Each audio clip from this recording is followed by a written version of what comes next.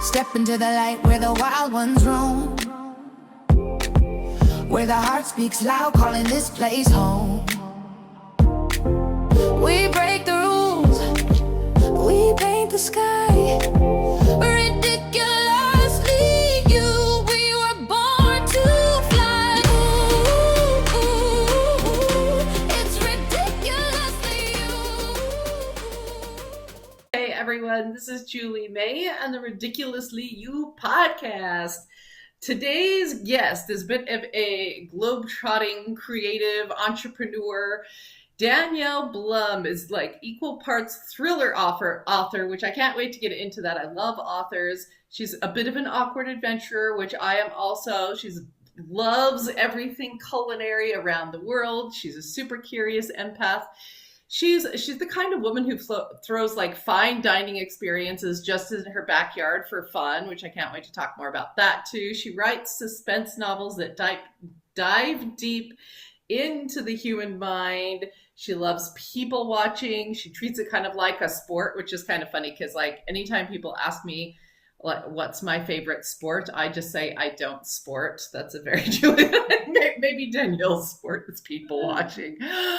And then she writes suspense novels from all of the things that she, discovers through her people watching. So I can't wait to share more about all of that today. We're talking about awkwardness and ADHD as magic sauce, world adventures, culinary adventures, novel writing, all of those things with Danielle Blum. So welcome to the show.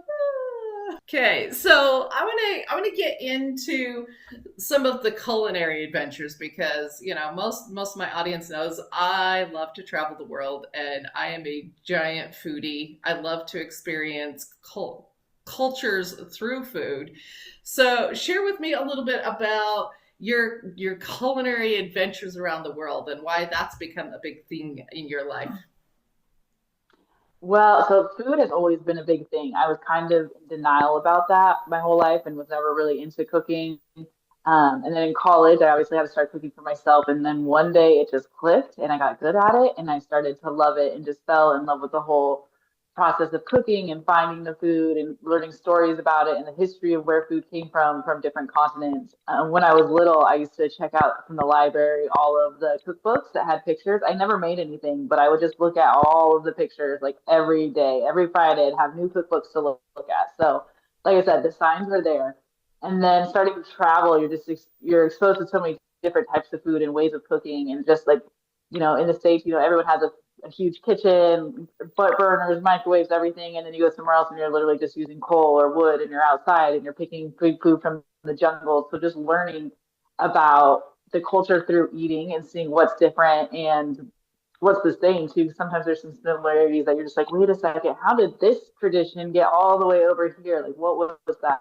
So it's pretty fun to see it, just like the culinary changes throughout time and space. And now with the whole digital nomad things, I think the whole mixing pot of culinary fusion will be getting pretty exciting. Are you digital nomading right now? I'm not. No, I live in Portugal now, but there's a lot of digital nomads here, and now all the countries are doing visas for like 1 to 3 years instead of 3 months. So I think people will be staying places longer, and then there'll be time to move, and then they'll be taking their traditions they met here and take it somewhere else. So it's been interesting. It's been fun though. Like my cookbooks that are now getting huge from all the recipes of random things. I'm like, I need to know exactly how to make this. I know you don't speak any English. Like I do not speak German or Portuguese, but we will figure it out. So it's been fun. Yeah, there are a lot of digital nomads in Portugal. That I do know. I have a client that's a digital nomad, and we're going to be digital nomading across the United States in this next little while. And I'm sure we'll be taking a lot of the foods and just like experiencing each culture through food, because I feel like it's one of those things that just brings people together and helps you understand so much about the people in that space. And so I love doing that when I go out and adventure. What's the favorite thing that you've eaten on one of your adventures? If you look back and you're like, oh, that's the one meal I'd want to do again in that space. Xylenia is just the best restaurant I've ever been to in the world, but that's like super fine dining, so that doesn't really count, but it is an experience. But I was volunteering at a cooking school in Thailand, and the owner of the cooking school took us to her village that she was from, And we went out there and they had just put a concrete floor into one of the homes there. And they had just gotten electricity like 2 years before. So very like natural, primitive area. So the giant hogs, they had two giant hogs that the men slaughtered and butchered right there. And then all the women were in the jungle, like picking like different ferns and vegetables. And we were all sitting in the room, in this tiny room, and just picking different things and separating them. And I have no idea what these jungle foods are. Like these are not from Nevada. Like I'm not used to that. And no one spoke English at all. So it was just me and a whole bunch of women just like laughing and having a good time. And then the whole village came and we had a shared meal together. And it was like, I don't know, probably 40 or 50 people. And we just spent the whole day together laughing and cheersing. And they forced me to eat all the parts of the pig. Like, who would have thought pig intestines were delicious? Like, I didn't, but they are. Like, every piece of that hog was used, and it just was such a welcoming experience considering we did not speak any of the same language. But you can have such a beautiful encounter with people in communities that have this bond without actually sharing words. But it's over a good meal and laughing and cheersing your beers with, the elders of the community. So that was one that really sticks out because you can just not, you don't really come across experiences like that at all. Yeah, I don't see people coming across experiences like that very much at all living in the States here. It's, the only time I can think of that would have been kind of something similar is I grew up in a very religious culture, and every once in a while they would have like a big meal that maybe a bunch of the people, but not everyone. It would be, 4 or 5 people helped prepare and then fed to like 100 people. But like that's the closest I can even think of. We don't really have anything where like an entire community comes together and helps work on it together here in the States. Not at all. And it was just so interesting too, because like I said, like they didn't have an electric stove or microwaves. Like everything was being cooked in this giant pot over the fire. Like they had roasted all of the pigs right there. And I was just like, everyone had brought something to the table, a skill, a beer, a sprinkle of this seasoning, like whatever it was. And it was an all day party. We did lunch and then we did a dinner. And I think we left at like 1 a.m. and people were still just eating and drinking and having fun. And you're eating with your hands. And one of them is like a bug salsa, and you're like, "What is this? It's delicious. It's made of all bugs." Like, cool. All right, I'll have some more. So, because you can't say no either in that situation. When someone offers you something and you're a guest in their private area, like you're gonna accept it. And yes, and I've have a taste for things I wouldn't know I'd have a taste for. That's for sure. Yeah, I'll bet because we don't really have those foods or experiences here. What do you think you learned about human nature and culture through having experiences like that? And I want to kind of bridge that into like writing characters for your books and understanding suspense in that way. So I think doing these experiences where you're not speaking the same language, like maybe you speak some broken Spanish or broken Portuguese, but like when you really can't communicate with your words, how do you communicate? So you really take in body language, like why is everyone laughing right now? Like what was said? Like why is this a funny thing? Why did everyone like smirk like this or laugh like that or to say yes? Like it's these little things that you don't pick up on when you speak because you're just communicating with that. But when you take that away and strip that out, it's like, okay, how are we really communicating? What are we really talking? Like, what's the core purpose of this? Like, and it's so interesting because all the details kind of slip through your fingers when you don't have to pay attention to that stuff. But then it's like, oh yeah, when that person lifts their left eyebrow, they're lying, or oh, they're gonna go do something over there, they're gonna have another drink or something. You kind of pick up all these little cues that you would just miss otherwise, and that carries over into building characters as well because you get little inspirations from this person or that person or a mix of these two people, and then you can kind of filter it into a story where you as the author get to be any one of these characters. So how are you going to portray that character to the best of your ability without being that person? That makes Yeah. sense. So, how did you get started in writing in general, just in like novel writing and suspense and all of that? Again, the signs were always there. I have tons of writing on like airplane vomit bags and bar napkins and just little notes. Like if I ever had it was at work. Like my first job was being a hostess and it'd be so boring. So I just like write stories on the kids' menus like all the time. Like they're just in a box, but the signs have been there. I've always wanted to do it, but I just never had the time, or I should say, made the time to make it happen.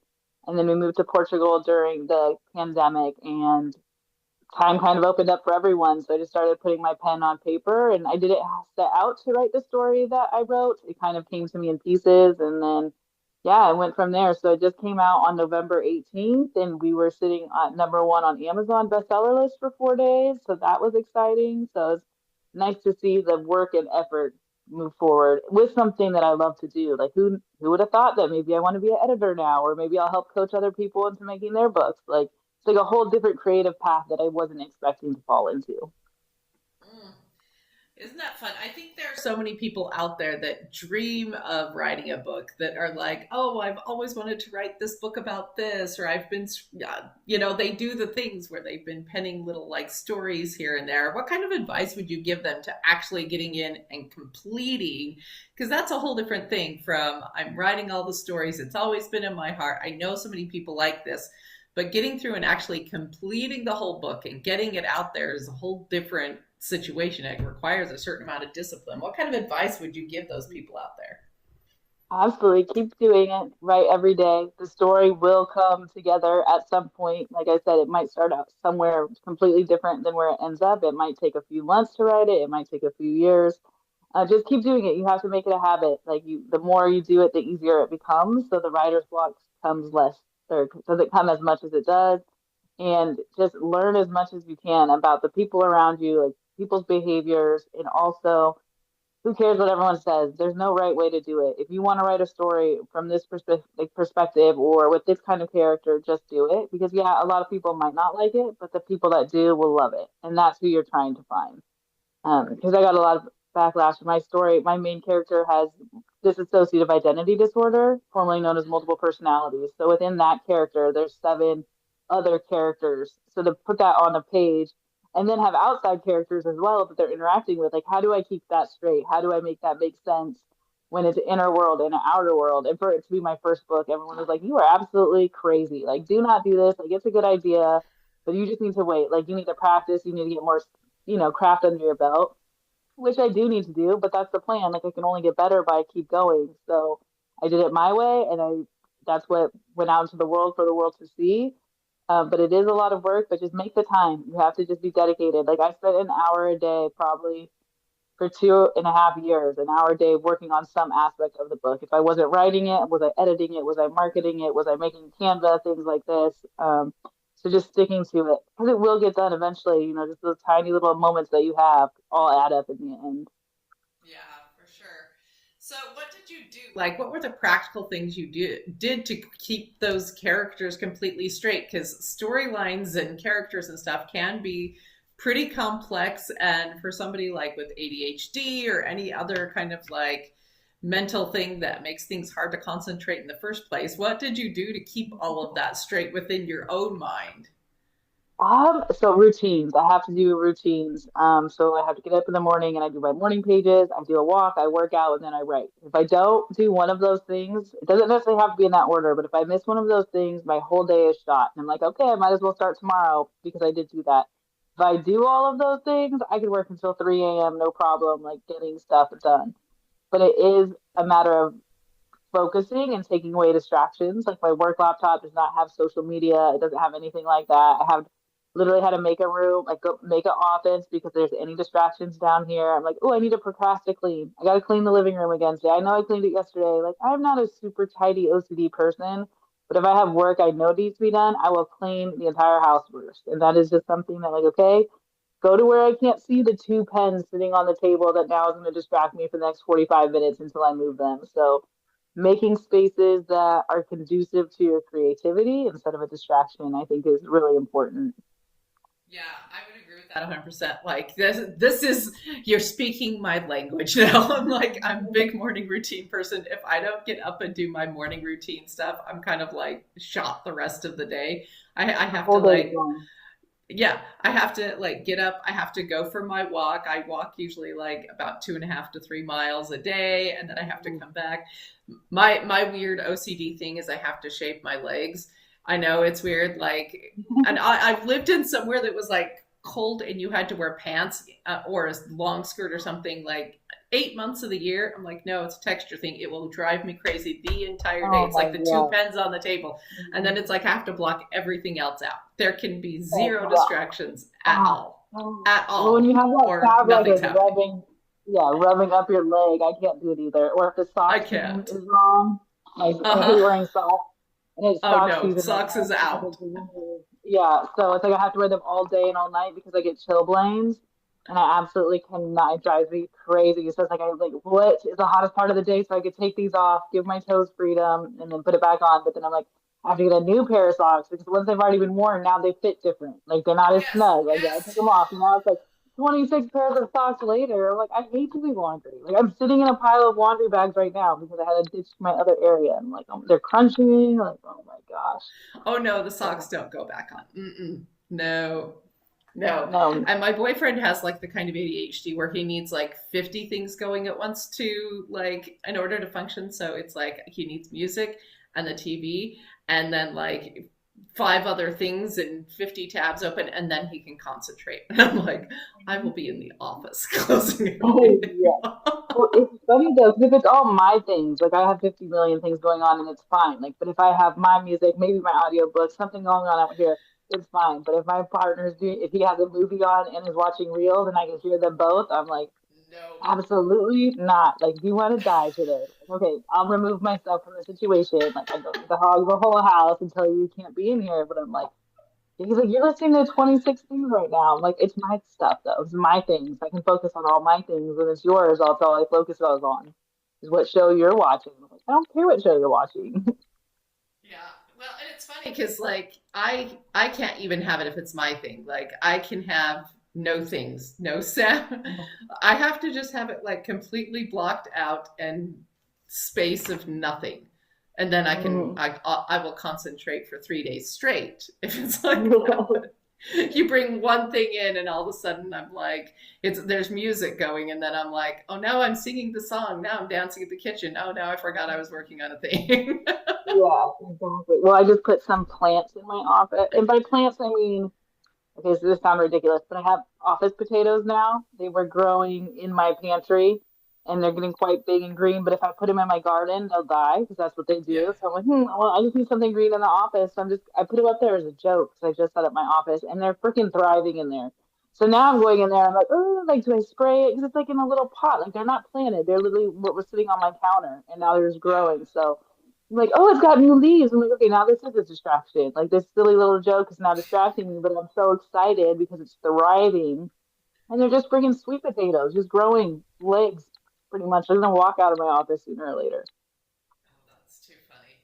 That's too funny. I think it's so good though to really get in and understand yourself and understand what works for you and what doesn't because there are so many people out there that are like, "Yeah, your morning routine has to look like this and your day has to look like this and success. Like, I know when I first started being an entrepreneur, there were so many people that were like, you have to wake up at like 5 a.m. and you have to do all of these things and it has to look like this. And I was like, cool. So I will never be doing that. I know I like tried Yeah, for a while, but 5 a.m. is not my jam. It will never be my jam. But yeah, like, I think and I've there's, tried. go ahead. I would say I've tried. I'm the same way. I've tried to be a morning person. Like it just, I'm 38 now, I think, or 37. I don't know. I'm in my late 30s, and it's like I need to just realize that this is who I am. I will never be a morning person. Like the sun doesn't even come up until 8 here, so I'm kind of lucky because I can still wake up before the sun, but I don't. I wake up around like 8:15. But it's like, okay, I can't I can wake up more earlier than that, but my brain is literally not functioning until noon. So now it's like I've wasted my whole morning where everyone's super productive and I'm just wishing I was asleep. And I'm like, okay, that's not working. So now I've accepted I could have a nice slow morning.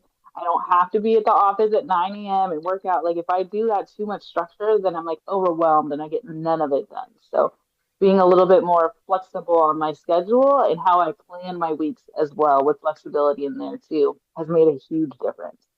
Yeah.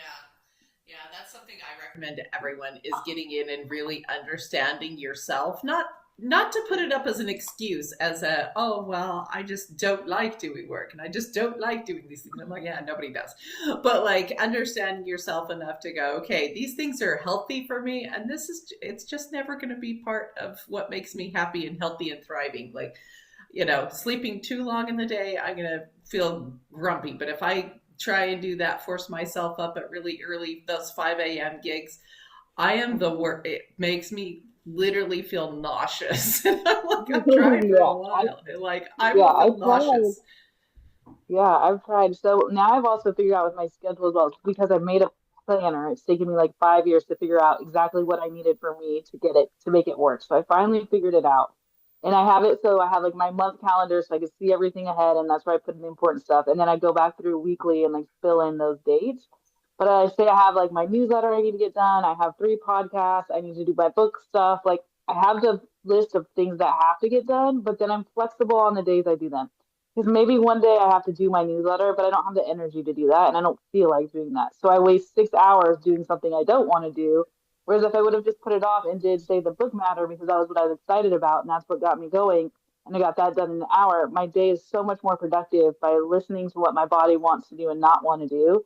As long as I'm still getting all that stuff done by Sunday, then it's fine. Like, okay, do it when you're in the mood to do it instead of forcing yourself, wasting the time, wasting the energy, and putting out a subpar product because people can see when you're not invested in it. Like, they can read right through that and just be like, oh, this is a half-ass piece or something like that. So it's like, okay, instead of being like Mondays, I have to get this done, and Tuesdays, I have to get this done. I'm like, okay, okay, I'll just switch these around. And then as long as they get done, and my productivity's gone up like 20% because of that, from just being able to be like, nah, you're not interested in that, just put it away, do something else. Yeah, that's wild. That's exactly how I roll. That's like I have these Okay. must do projects. They need to get done by a certain date, but like the days I work on them are very much determined by how I'm How feeling many that days I day, have what I'm left? really interested in, and as long as it gets done by the day it needs to be done by, Exactly. doesn't really And I usually matter. give myself a couple extra like buffer days just in case something happens. So if I have like a hard deadline, I'll put it in my planner as like 4 days before. And then Yeah. I'll start getting to it like 3 days before it's due. And then I'm like, all right. Then I get everything done. I'm like, oh, I wish I had a little bit more time because I procrastinated because I also have to procrastinate to get everything done. So now it's like, okay, just kidding. Now you have an extra day because it's not really due until then. So I'm like, okay, I'm figuring it out. It's way more complicated than it needs to be, but it's what's working. Yeah. So, like, for everyone who's listening, it's so important for you to figure out what is good for you and how your natural rhythms and flows are. Because if you're fighting what your natural rhythms and flows are and trying to shame yourself into a box of, but this is what so and so said work, and this is what this other coach or guru said to do, it's like actually, once you really find out who you are, how your bodies and natural systems work, and then utilize that to the best of your ability for the most productivity, you're going to be so much better than trying to like shove yourself into a box of what somebody else says is the only way to do it. Anytime somebody's like, this is the only way to do this, I'm like, there's such a breadth of personalities and the way we do things, and even like circadian rhythms, like where you grow up and all of that makes a giant difference. And I have friends who super super thrive getting up early in the morning. They are just, I have two like of my really really good friends who are, they're those 5 a.m. people, and they are happy as pie to be up at that time, and they're bright and perky and just like, and I'm like, Yeah, I will be my sleeping for partner's that several way. more hours. Yeah, yeah. My partner's that way. When we first started dating, I was like, if you want this to work, like you need to stop waking me up in the morning. Like you could like say hi and goodbye or something, but like don't try and get me out of bed. Do not have a conversation with me. Like this will never work. And we've been together for 8 years now, but it's finally like he knows. He's like he gets up, he goes and does his thing in the morning, and then I stay up late doing my thing at night working. So it works out though, because we both get our me time when we need it, and it's like when we're both the most productive, the other one is still sleeping or is asleep. So it's like okay, nice. This has somehow worked out into a perfect situation. Oh, that does work. That is very, very nice. I love that. I love that. I want to go back to your book a little bit, and I just want to ask because we've been talking a little bit about working with, ADHD and some of the different things that work for us. You decided to have your main character with multiple personalities with dissociative identity disorder. Why did you choose to do that, and how did like getting in the brain of that? What did you learn from that? Okay, so I didn't plan, like I said, I didn't plan on writing this book. Like I just literally, I had no plan. I just sat down and started writing an hour every day and was like, cool, this story is gonna happen. Like this person I thought was the main character is definitely not the main character. Then there was gonna be two identical sisters, and they were gonna have a confrontation and a face off, and then it morphed into being like, oh no, this is the same person with these different personalities, having these internal battles inside. So you have like your morally gray, like what's right and wrong. how are you actually surviving with this diagnosis? Because the diagnosis itself, you get it from severe trauma before the age of 6. So you might not even have any symptoms until much later in life, but that's when you will get this diagnosis. And it's just like, it's terrible, like how much trauma you have to go through to get it. And so when I did decide to do this, I was like, okay, well, I don't have this disorder, but I need to represent it accurately and as respectfully as possible. So I started getting in touch with people that do have the diagnosis, getting groups. There's some support groups out there for it. Facebook has groups for it, and then word of mouth too. So I ended up interviewing over 100 people living with it, just to kind of get the inside. I can't say inside scoop because every diagnosis for every single person is different. And this is one of those ones where your mind can literally just create whatever reality it wanted to make you safe from that situation. So there is nothing that's like, okay, you have it. This is all the exact same stuff. Like you all have this. There are similarities, but it kind of gives you a little bit of wiggle room in fiction because I just could take all of the different stories and piece together the parts that made sense for this story, but also keeping the authenticity of it around. Like in this story, the main character, she's the good person. She's the hero of the book. She's not the bad guy. And Hollywood tends to make them be like, oh, they have multiple personalities. They could just go kill 7 people and not remember it. Like they're these terrible people that could climb walls. And it's just like, that is so far from the truth. Almost everyone that has this diagnosis is just trying to survive. They have a lot of severe amnesia. Some of them don't even remember if they brushed their teeth or if they had breakfast. So they have to literally write down things because they're having such rapid switching between their personalities that they can't even keep it straight. So it's just like some people really struggle with that, especially when they're first learning about their diagnosis, because usually that's caused by high stress. And so it's like you have absolutely no idea what's going on. And then you have absolutely no memory of things that are happening and people are telling you. And now they're telling you that you're talking like a child or like you had an Australian accent all of a sudden. So it's a huge adjustment period. So writing that was interesting because there were so many different, I don't know how to explain it. There were so many different inputs coming into the surveys that I put out there because they were the same for everyone, but there were some similarities in certain things. So I was able to pull those similarities and make that more of a character trait in there. Um, so that was really cool. And actually, throughout this whole thing, this is what I was not expecting was the community that I got out of that, because there were so many people willing to tell me their story, to give me insights, to help me with this research, and give me, contacts and information pamphlets and notebooks and just a whole bunch of resources that I could use. And then we were kind of doing just like messing around. And I was like, well, I'm going to do some diary entries. If you guys have any ideas or what do you want the world to know about living with DID?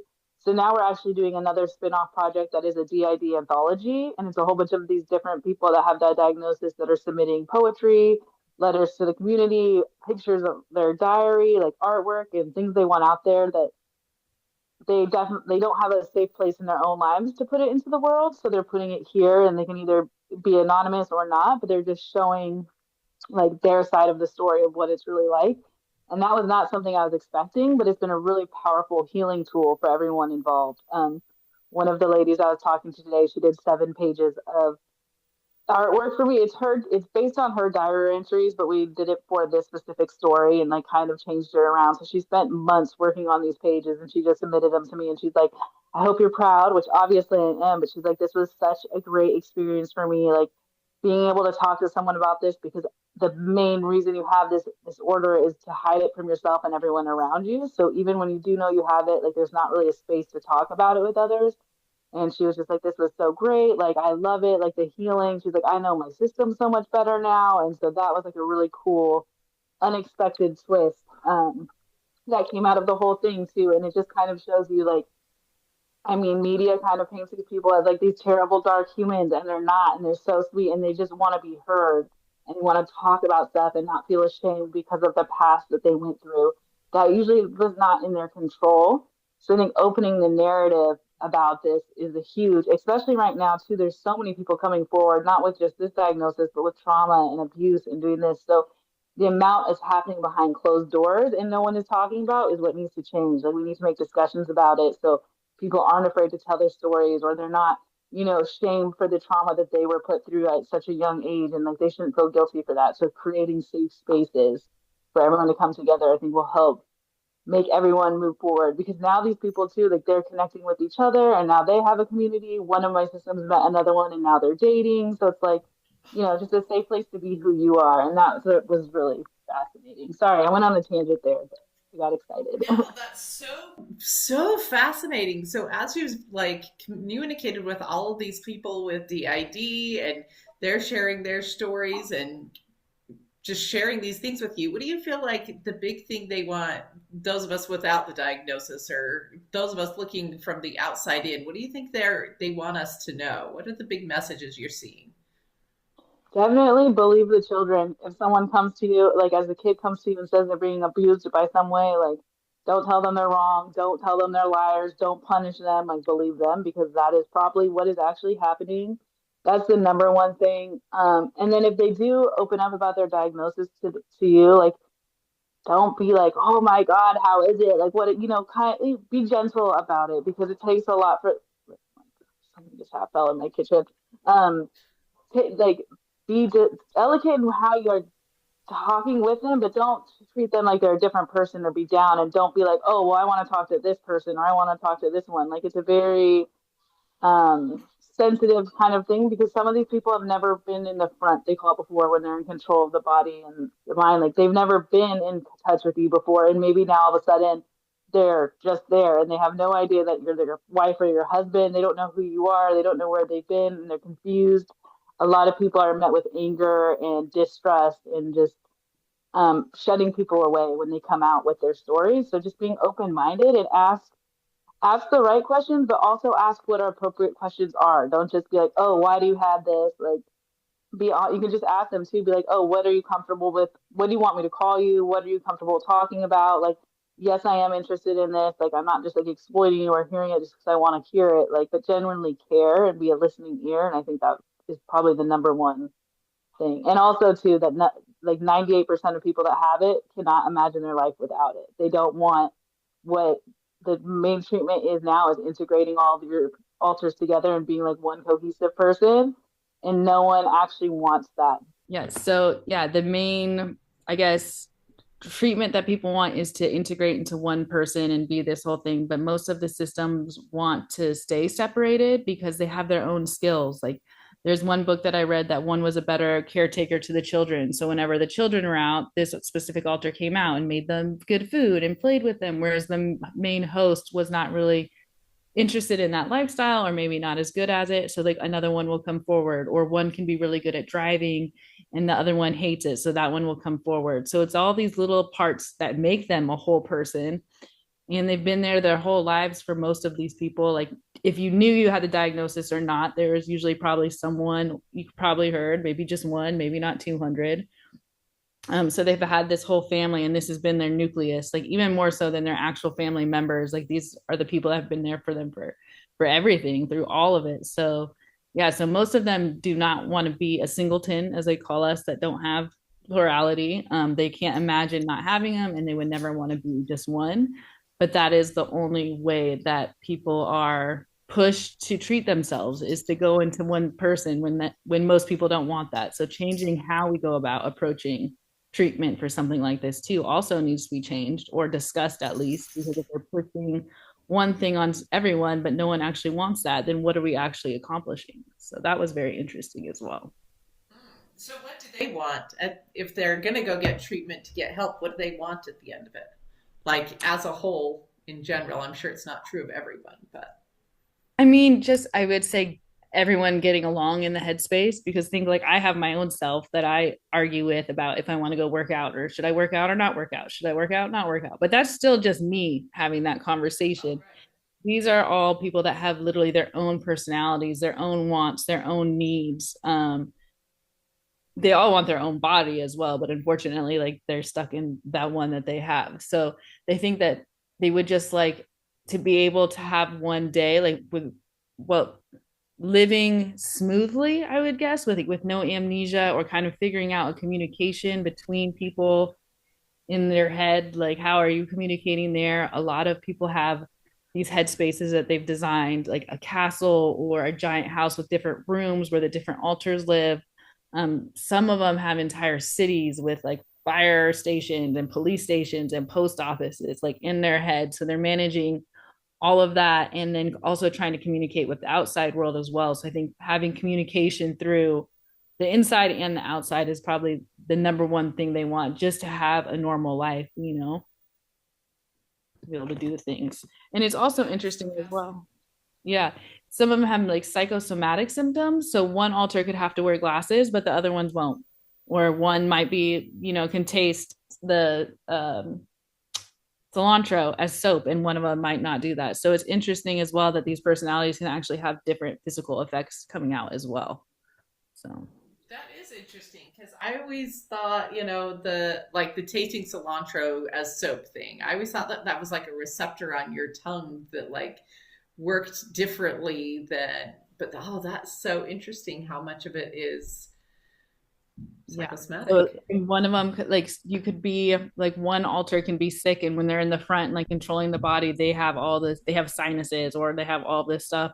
But say they get too sick and they have to retreat back somewhere else, and someone else can come forward, they might not have sinuses at all. They might not have allergies, and they kind of pick up and left off. So it's like I guess it's more of like a superpower than anything. You could kind of pick and choose like who's better fit to get through this than the one person in charge right now. So it's been very Oh, interesting. yeah, that's fascinating. I had no idea that that's how any of that worked. Well, and isn't it interesting, like the path that we end up going on? I mean, you ended up knowing all of this because you decided to write a book, and the walking out into the dark, I call it, the you get kind of pulled to go in a direction and you just kind of start walking that way, and then all of a sudden you have kind of this big understanding of this disorder, and you're going to be able to help them express themselves in a way that they haven't been able to for a long time. But who would have known that you would have ended here, right? Yeah. I mean, I've always been fascinated with psychology in general. And I've had read a couple books about this before because I was just like, this is so crazy to me. Like, and even with all of their research, it's still so much to process. And I'm still just like in awe of the human brain and how it is so skilled at protecting itself in survival, and what people have actually gone through and survived too. Like the resilience is crazy. But yeah, coming into this, I did not expect to end up this way at all. But I think it's been really fun. And I think one of the best parts about it for me was I've had a few of the systems that I've interviewed.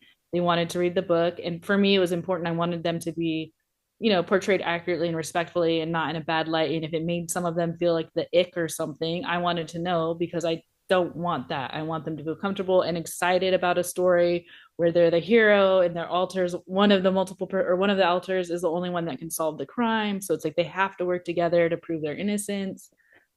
So spinning that light on there. But I had a couple read it and they said that they have a much better understanding of their diagnosis now, like how their partner sees them and how they can react with that, because they just never had seen it from that perspective before. So I was able to pull into what I learned and pull it into there, and then they were able to learn from that about how their own systems work. And I was like, that is awesome, like so cool. That is so cool. I love that. I mean, I could sit and talk with you about this forever. I feel like this could be its own podcast, just dealing with the ID. But we need to start wrapping up. So, are you ready for a quick lightning round? I am ready. Okay. If you are, we're going to write another book. Is there another disorder or something that you would feel interested in writing about? Ooh, okay, so there is going to be three books with this one actually, and we will focus on another alter in this other book, and then a couple of the other alters too. So you kind of go deeper into their personality and see their strengths versus their weaknesses compared to the first one, but still a flowing thing.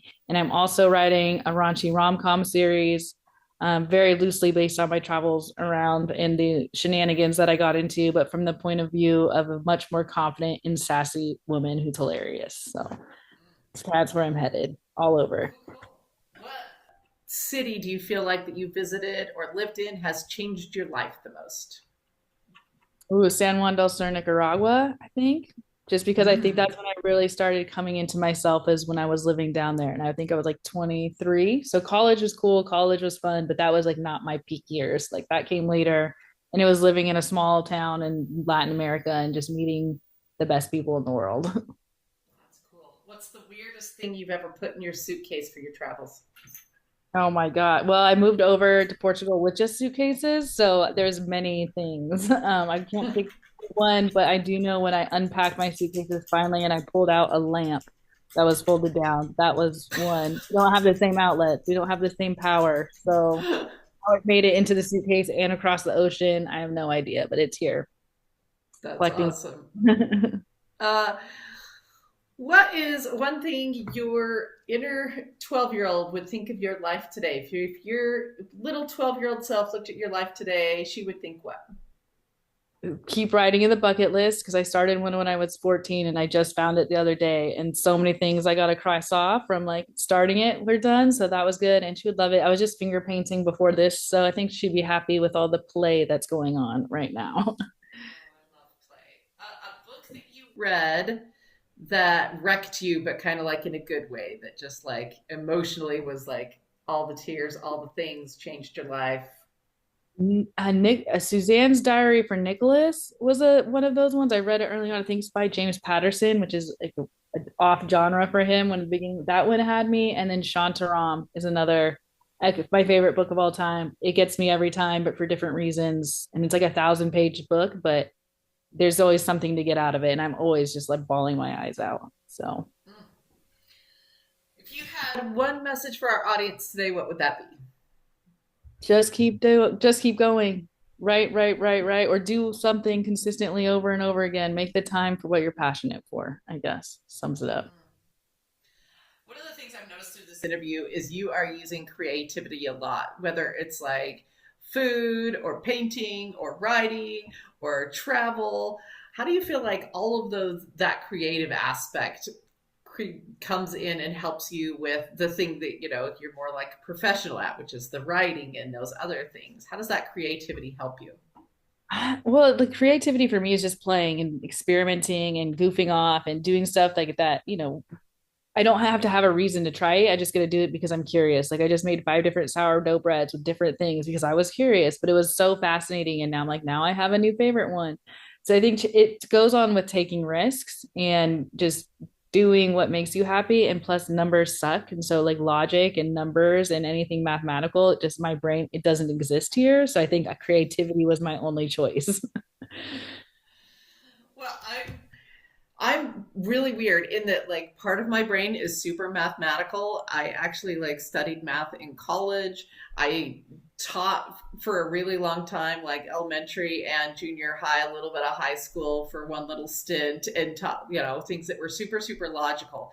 And then this other side of me is super spiritual, super like creative and off the wall and crazy, and I need to finger paint and do all of the things. And like, so I'm like the weird anomaly that's like I have like this very mathematical structured piece of me that has to have that. And then there's this other piece of me that's like super creative. But like one of the things I've noticed within my life is if I don't have that creative side, the other parts of me don't work as well. It's like it gives me the passion and the inspiration to do anything that I want to do, like business or success wise. So I'm always telling people, like, get out and find what play looks like for you. It doesn't have to be, you know, what other people would deem as creative, but like find out whatever play looks like for you and go out and do it. Cause that gives you the inspiration. Like it's part of a full, beautiful life too.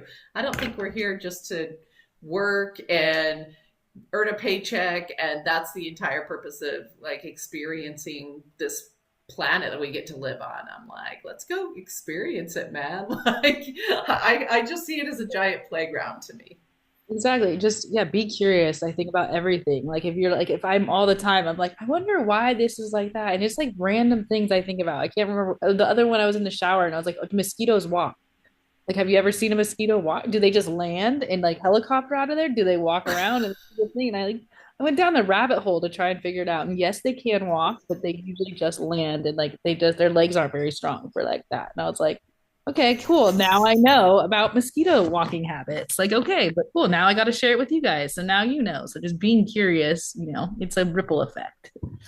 I think so too. Well, another way I think curiosity helps us is it helps us to like view the things within ourselves without shame and judgment. So if we can view outside world with curiosity, we can start viewing our inside world with curiosity and start going, huh, I wonder like what's going on with that, or I wonder why this made me feel this way. This other thing that was similar didn't make me feel this way. And when you can view it with curiosity and explore yourself through those kinds of lenses, then you don't get into shame, blame, guilt, blah, that end you up in these little like scary dark holes. You can just go, oh, I'm curious as to what's going on and how that reaction and how that, emotion filled, and view it more from that lens. Then you can start to understand yourself better and kind of see yourself through a little bit more compassionate eyes. And, if it's something you want to work on or create a habit that's a little bit more,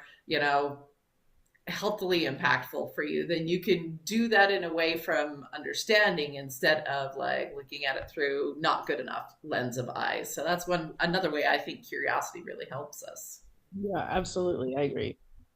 So, with all of that, Danielle, thank you so much for coming on today. Where can people find more about your writing, more about like all this stuff you're doing with DID? Where can they follow you?